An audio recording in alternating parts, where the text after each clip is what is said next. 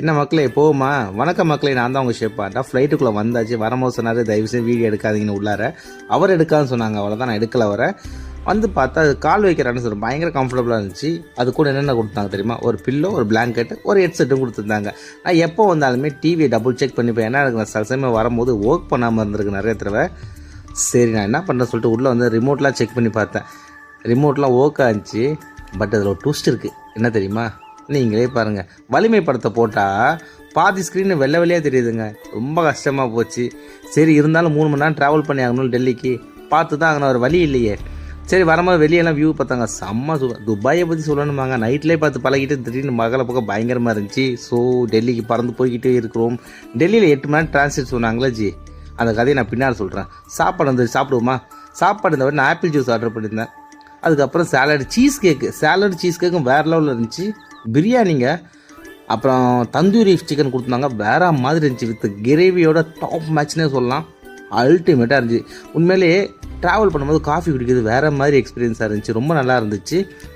உண்மையிலேயே ஏர் India food quality பயங்கரமாக improve பண்ணிட்டாங்க. செம்மையாக இருக்குது ஃபுட்டு. சரக்கு வேணால் வாங்கிக்கலாம், ஆனால் எனக்கு அது வேணாம்னு சொல்லிட்டு நான் காஃபியோடு நிப்பாட்டிக்கிட்டேன். அப்புறம் செல்ஃப் டிஸ்கிரிமினேஷன் ஃபார்ம் கொடுத்தாங்க. கண்டிப்பாக ஃபில் பண்ணி ஏர்போர்ட்டில் சப்மிட் பண்ண சொன்னாங்க டெல்லியில். அது அவங்க எங்களுக்கு லேண்ட் ஆகிறதுக்கு 1/2 மணி நேரத்துக்கு முன்னாடியே கொடுத்துட்டாங்க. நான் ஃபார்ம் ஃபில் பண்ணிவிட்டு இந்த டெல்லியில் ஓடின கதை இருக்குது, அதை அவங்களுக்கு தெளிவாக சொல்கிறேன். அடுத்த பார்ட்டில் ஓட விட்டுட்டாங்க. என்ன கதரை அடிச்சிட்டாங்க சீரியஸாக. இவ்வளோ பெரிய கதரை வாழ்க்கையில் பார்த்தே இல்லை.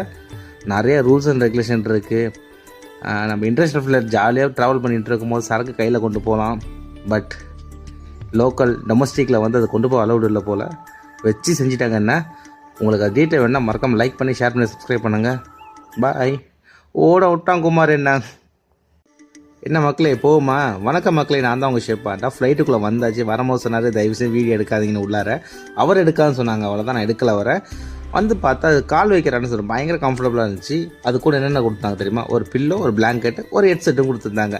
நான் எப்போ வந்தாலுமே டிவியை டபுள் செக் பண்ணிப்பேன். ஏன்னா எனக்கு சில சமயம் வரும்போது ஒர்க் பண்ணாமல் இருந்திருக்கு நிறைய தடவை. சரி நான் என்ன பண்ணுறேன்னு சொல்லிட்டு உள்ளே வந்து ரிமோட்லாம் செக் பண்ணி பார்த்தேன். ரிமோட்லாம் ஒர்க் ஆச்சு. பட் அதில் ஒரு ட்விஸ்ட் இருக்குது. என்ன தெரியுமா? நீங்களே பாருங்கள். வலிமை படத்தை போட்டால் பாதி ஸ்க்ரீனு வெள்ளை வெள்ளையாக தெரியுதுங்க. ரொம்ப கஷ்டமாக போச்சு.